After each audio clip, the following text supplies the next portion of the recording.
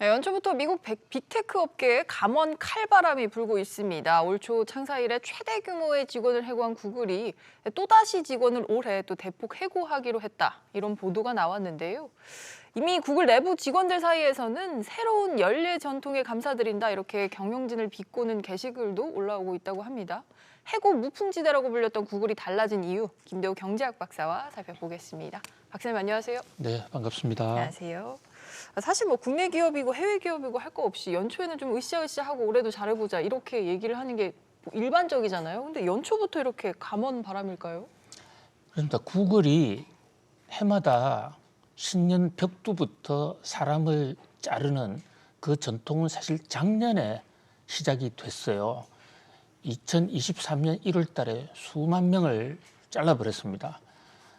구글 하면 사람을 자르지 않는, 그러니까 직장이 안전하다, 그런 면에서 해고의 무풍지대다라는 얘기까지 들어왔고, 젊은 MZ세대들이 구글 취업하는 것을 아주 선망의 대상으로 삼기도 했지 않습니까? 작년 초에 잘랐는데, 작년 초에 자를 때만 하더라도요, 코로나 때 그 IT 업계들이 워낙 잘 됐지 않습니까? 원격 수업을 하고 그렇죠. 이러다 보니까 그때 많은 인원을 뽑아놨기 때문에 어쩔 수 없이 감원했을 거야 라고 작년 초만 해도 구글 직원들이 이해를 하고 넘어갔어요. 근데 작년에 다 잘란 줄 알았는데 올해 벽두가 되니까 올해도 나가라. 근데 올해는 현재 지금 보도는 3만 명을 뭐 자르겠다라는 얘기가 나오고 있는데 정확하게 몇 명을 잘랐는지 알 수도 없어요. 그러니까 잘렸다는 통보가 자기한테만 오고 있거든요, 지금. 그러니까 불안감도 증폭이 되고 도대체 기준이 뭐냐? 회사는 잘 나간다는데 왜 자르는 거야? 이래서 아주 볼멘 소리가 지금 터져 나오고 있는 그런 상황입니다. 사실 아직 뭐 지난해 실적이 나오진 않았지만 팩트셋에 따르면 지난해 구글이 매출이 한 10%가량 성장했을 것으로 추정되고 있다. 뭐 그러니까 실적도 나쁘지 않을 거다라는 얘기가 나오는데 이렇게 해고 소식이 또 나오니까 직원들 반발은 당연하겠어요. 그렇습니다. 그래서 왜 구글은 이렇게 갑자기 사람을 자를까? 여기에 대해서 뉴욕 증시의 전문가들의 분석으로는 AI 때문이다라는 그런 어떤 그 해고의 배경에 바로 인공지능이 있다. 이런 얘기가 지금 나오고 있어요.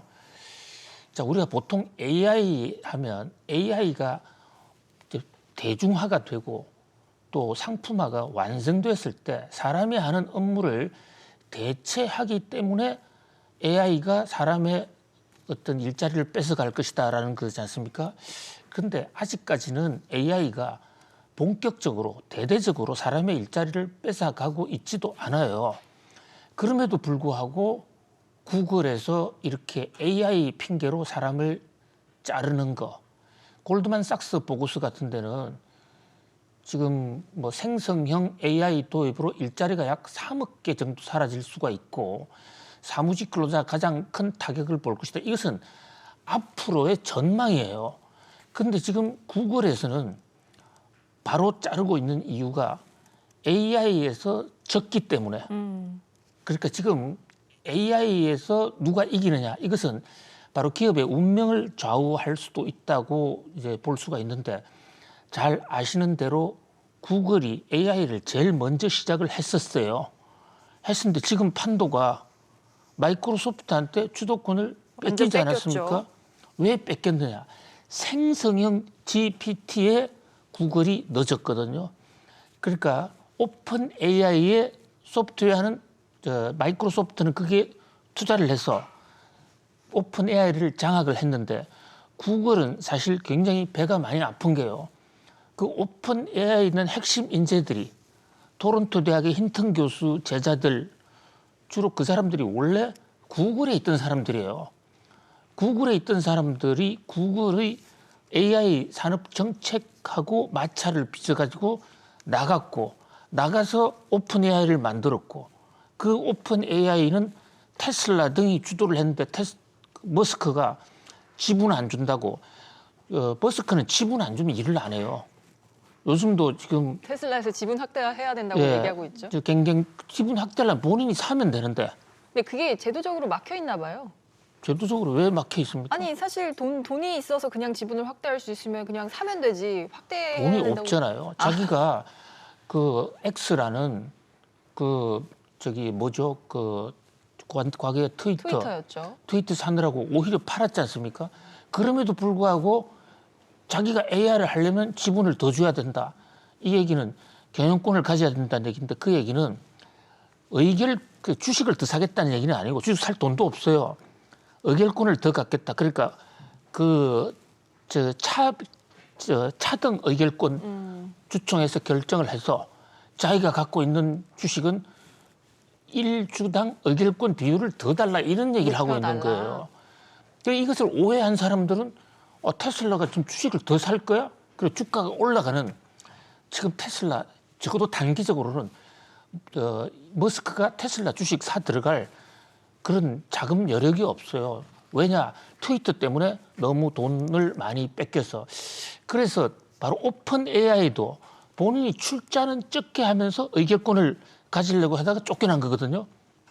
그 빈 공간을 마이크로소프트가 치고 들어와가지고 오픈 AI를 지금 장악해서 AI의 지금 선두주자가 됐으니까 구글에서는 우리도 안 되겠어. 그래서 익스트림이라든지 저런 회사 지금 막 사고 있지 않습니까? 스타트업들. 그래서 돈이 부족한 거예요. 그러니까 기존의 사업들 이거 좀 정리해버리고 회사의 전략을 전부 AI로 간다. 근데 AI로 가는 데는 여기 돈이 많이 든단 말이에요. 그래서 사람을 자른다. 그래서 AI발 공포가 벌써 시작됐다. 그런데 AI는 2단계의 고용 해고를 가져올 것이라는 게 전문가 지적이에요. 첫 번째는 이 빅테크 회사들이 AI 만드느라고 다른 사업 정리하고 사람을 자르고 돈을 마련하기 위해서요. 그런데 거기서 이제 AI가 나오고 나면 그 AI가 제대로 된 일자리를 다 뺏어갈 것이다. 특히 종전의 일자리는요. 컴퓨터가 나온 일자리는 블루칼라 일자리를 뺏어갔어요. 단순 노동직. 근데 이번에는 사무직, 특히 신문기자 굉장히 위험합니다. 그죠? 저희도 이제 성욕이 없군요, 이게. 예, 그래서 우린 지금 AI와의 경쟁에서 살아남기 위한 어떤 새로운 경쟁력을 가져야 되는 그런 시대를 맞고 있어요. 사실 첫 번째 동기는 실탄을 마련하기 위해서 인건비 감축을 위해서 사람을 줄이는 거지만 그렇게 생성형 인공지능이 더 발전하면 그것 때문에 인간의 일자리가 없어진다. 이러나 저러나 인간의 이제 일자리가 위협받는다 이 말씀이신 건데 지금 마이크로소프트의 시총 1위를 내준 애플은 물론이고 아마존 다른 빅테크에서도 또 해고 소식이 있잖아요. 같은 궤인가요, 이것도? 그렇습니다. 예. 지금 AI 때문에 산업 판도가 바뀐다 이러니까 애플도 한때는 AI를 좀 했었어요. 그런 이제 해처 모유를 해서 AI를 하지 않을 수 없는 그런 상황으로 바뀌어가고 있고요. 아마존도 마찬가지입니다. 애플의 경우에는 AI 부서를 통폐합을 하면서 샌디에이고 직원들을 해고했는데 그동안에 애플의 AI라는 것은 어떤 애플의 기존 산업을 도와주는 정도 차원에서 그런 차원에서의 AI에 주력을 했는데 이제는 AI에 본격적인 어떤 주력을 하는 이를테면 AI 아이폰을 내놓는다든지 AI를 위주로 한 자유차를 내놓는다든지 그런 어떤 상황으로 바뀌어가고 있기 때문에 산업 재편을 통해서 기존에 어슬프레한 AI 하고 있던 사람들도 또 정리해고가 되는 그런 모습이거든요. 물론 애플은 그뿐만 아니라 중국발 지금 악재, 중국에서 물건이 안 팔리고 있지 않습니까? 그래서 사람을 더 자를 수밖에 없는 그런 상황이기도 합니다. 아마존, 트위치 이런 쪽에서도 한마디로 빅테크 내에서의 하나의 산업 판도가 조금 바뀌면서 이렇게 기존 빅테크 내의 기존 업종에 특화됐던 사람들은 일자리를 잃게 되는 이런 어떤 구조적 정리해고가 지금 일어나고 있는 것이다 볼 수 있습니다. 듣다 보니까 그런 생각도 듭니다. 1800년대 이제 기계 파괴 운동이 있었잖아요. 기계가 너무 발전하고 인간의 일자리를 잠식을 하니까 이제 러다이트 운동이 있었는데 비슷한 상황이 또 벌어질 수도 있을까요? 그렇습니다. 러다이트 운동 경제학에서 특히 노동 경제학에서 굉장히 중요한 어떤 하나의 경제 사건이죠.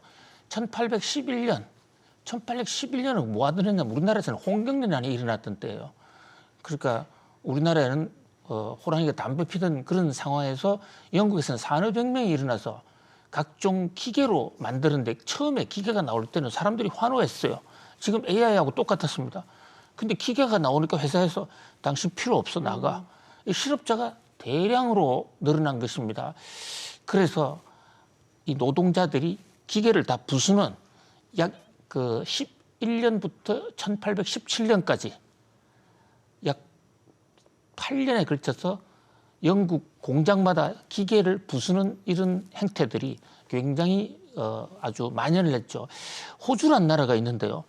바로 러다이트 운동 때 기계 파손을 하는 상당수의 근로자들을 체포를 했는데 영국에 교도소가 없는 거예요. 그래서 처음에는 선박 교도소에 넣었다가 선박도 만선이다. 이래서 새로 식민지가 된 호주에다가 갖다 푼 겁니다. 그래서 이제 호주란 나라가 사실 선조들을 따져보면 죄수들 선조들로 시작된 나라인데 뭐 크게 뭐 성품이 나빴다기보다는 산업화 과정에서 생긴 어떤 희생자들이라고도 볼 수가 있는 것이죠. 그런데 지금 전문가들 얘기는 그때 러다이트 운동 때의 그 실업 정리 해고 수준보다는 훨씬 더 클 것이다. 이렇게 두 가지가 다르다는 겁니다. 현대판 러다이트는 우선 과거의 러다이트는 서서 일하는 단순 노동자들에게 직장을 뺏어갔는데 이제는 머리 쓰는 사람들, 생성형 AI는 그야말로 머리 쓰는 사람들만 잡아가는 것이거든요. 그런 그 측면이 하나 있을. 그다음에 해고의 규모가 기계는 기계 감독하는 사람들도 많이 있어야 돼요. 그런데 AI는 아주 광범위하게 그래서 심지어 IMF는 선진국 직업군의 60%가 AI의 구조조정, 정리해고의 영향권에 들어갈 것이다. AI는 뭐 발전할 수밖에 없는 대세이기도 하지만 그러나 AI로 인해서 바로 나의 직장이 잃을 수도 있다.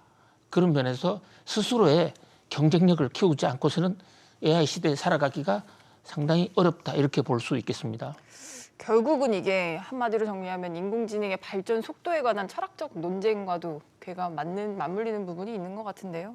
결론은 초격차 전략을 유지해야 된다. 인간이 기계에 맞서서 초격차 전략을 유지해야 된다. 뭐 그런 어려운 또 과제를 인간은 계속해서 가져가야 될 것 같습니다.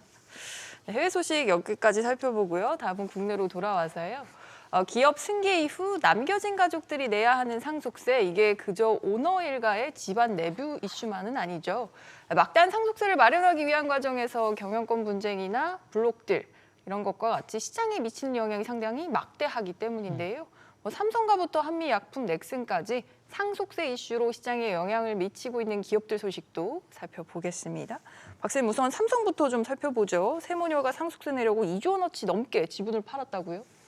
네, 한꺼번에 올 들어서자마자 2조 7천억 원어치의 주식을 블락딜로 매각을 했습니다. 블락딜이라는 것은 장이 열리지 않는 밤 시간에 증권사를 통해서 미리 수요자를 잡아서 한두 명끼리 그냥 큰 단위로 거래를 해버리는 건데요. 어쨌든 그러나 삼성이 보유하고 있던 삼성 오너들이 보유하고 있던 주식을 2조 7천억을 한꺼번에 팔면 수요와 공급의 원칙에 따르면 주가는 대폭락 요인이 되는 것이죠. 그래서 사실 지난해 말부터 삼성전자 주가가 많이 올랐습니다. 거의 8만 전자 직전까지 회복을 했었죠. 예, 그래서 이제는 10만 전자도 간다라는 얘기도 있었고 반도체에 봄이 왔다 그랬는데 자, 아니다 다를까 가격이 살짝 오늘 조짐을 보니까 오나 일가가 주식을 대거 팔아서 주가를 다시 원점으로 떨어뜨렸어요. 상속세를 내야 하는 입장에서는 올랐을 때 파는 게 유리한 거잖아요. 그렇습니다. 그렇기 때문에 자, 이 오나 일가의 상속세나 오나 일가에 누가 죽고 살고 이런 문제가 주가에 굉장히 큰 영향을 준다고 볼 수가 있겠습니다. 이건희 회장의 유산 주식만 26조인데 그중에서 12조는 이제 세금을 내야 되는 상황이죠. 홍나희 여사, 이부진, 이재용, 이서현 이 4명의 가족들의 유가족들이 지금 12조를 팔아야 되는데 돌아가신 게 2011년이잖아요. 2011년도 왜 이제 와서 상속세를 내느냐? 원래 상속세는 그 해에 내야 돼요. 그런데 상속세가 많을 경우에 연납제도라 해서 천천히 나눠 낼 수 있는 제도가 있습니다. 그게 최장이 5년이거든요. 그러니까 내년 초에 또 한 번 상속세 폭탄이 올 거예요. 블록딜 폭탄이. 그래서 주식 투자하는 사람들은 이런 오나 일가들의 상속세를 언제 내느냐, 이 타이밍을 좀 잘 지켜볼 필요가 있습니다. 원래 회사에서 오나가 죽으면요, 죽기 직전이나 죽었을 때 주가가 폭등하는 경향이 있습니다. 왜냐하면 어떤 경영권 확보를 위해서 주식을 더 사들여가야 될 수가 있거든요. 특히 형제들이 많고 형제의 난, 남매의 난, 가능성이 뭐 클수록. 이렇게 해서 주식을 사들여갈 가능성이 있거든요. 그런데 일단 정리가 되고 나면 5년에 걸쳐서 상속세를 내야 되기 때문에 그 상속세가 끼치는 주가의 영향, 또 기업 판도의 영향이 굉장히 크다고 볼 수가 있겠습니다. 박사님, 근데 블록딜 할 수도 있지만 뭐 담보대출을 하는 방법도 있긴 있죠. 담보대출을 그동안에 해왔었잖아요. 그렇게도 냈고 이렇게도 냈었죠. 블록딜로도 냈었고. 근데 지금 금리가 높아지니까 그것을 오히려 갚았어요. 그래서 블록딜에서 팔아야 될 규모가 더 커진 겁니다. 대출은 자기 돈이 아니지 않습니까? 언젠가는 갚아야 될 것인데, 원래 이제 세금 내는 전략은, 자, 상속세를 수조 원 맞았다 이러면 일단 연부연납 신청해서 5년에 걸쳐 내겠다 해놓고, 또 그때마다 해마다 돌아오면 이제 주식 담보대출을 받아서 일단 세금을 내고, 그 사이에 주가가 오르면 서서히 팔아서 정리할 수가 있는데, 그동안에 코로나19 이후로 이제 또 반도체 불경기가 왔잖아요. 재작년에. 그러다 보니까 팔 타이밍을 못 잡아서 8만 전자 되자마자 와르르 팔았는데, 10만 전자 되기를 기다렸던 개미들 입장에서는 날벼락 같은 소식이죠. 예, 오나들의 이 블록딜이 폭탄이고 날벼락이었던 것이죠. 근데 환율에도 좀 영향을 미치지 않았습니까? 이번 매도가? 그렇습니다. 왜냐하면요, 지금 삼성의 오나 일가들이 2조 7천억이라는 한꺼번에 쏟아내는 것을 갑자기 받아들일 국내 세력이 그렇게 많지가 않아요. 그리고 국내 사람들한테는 팔았을 경우에, 이를테면 LG의 구광모 회장한테 팔았다 이래 봤을 때는 그 지분을 가지고 경영권을 위협할 수도 있어요. 그래서 외국의 펀드들한테 나누어서 파는 겁니다. 나누어 팔게 되면 외국 펀드들은 그것을 달러를 가져오는 것이거든요. 달러가 한꺼번에 2조 7천억이 들어오면 그것은 갑자기 우리나라의 환율을 떨어뜨리는 요인이 되죠. 그래서 요 며칠 사이에 환율이 아주 출렁했었습니다.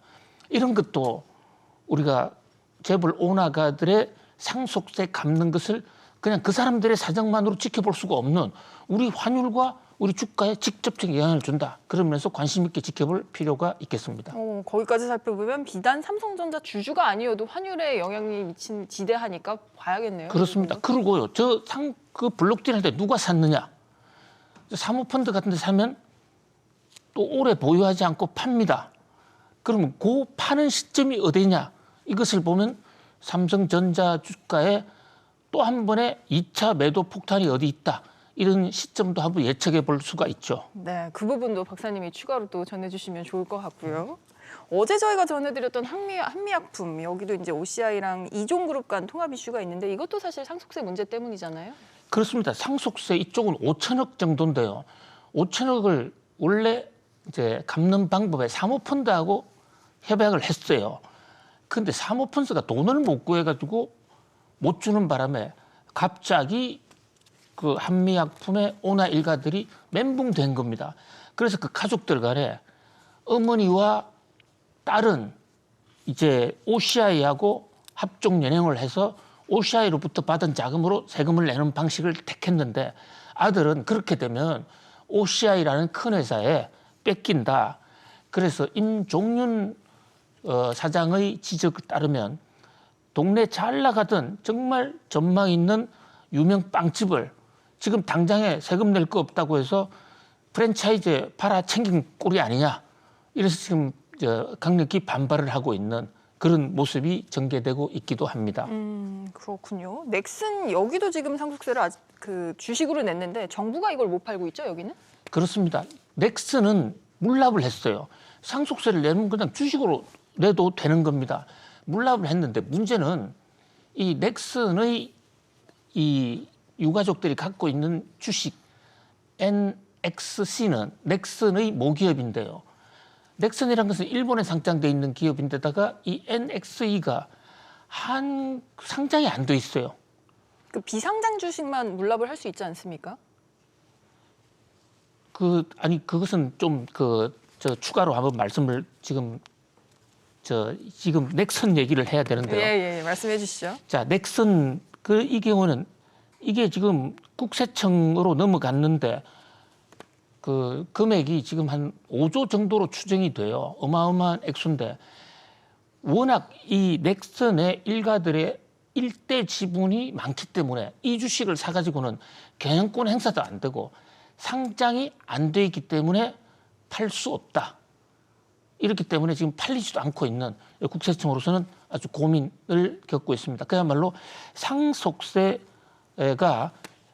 주가나 재계의 판도까지 바꾸고 경영권도 뒤바꿀 수 있다는 것을 보여주는 아주 단적인 사례라고 할 수 있겠습니다. 맞습니다. 투자자 내가 내는 돈은 아니지만 이러한 관점에서 기업들이 상속세 이슈도 팔로우업을 하셔야 할 필요성이 있을 것 같습니다.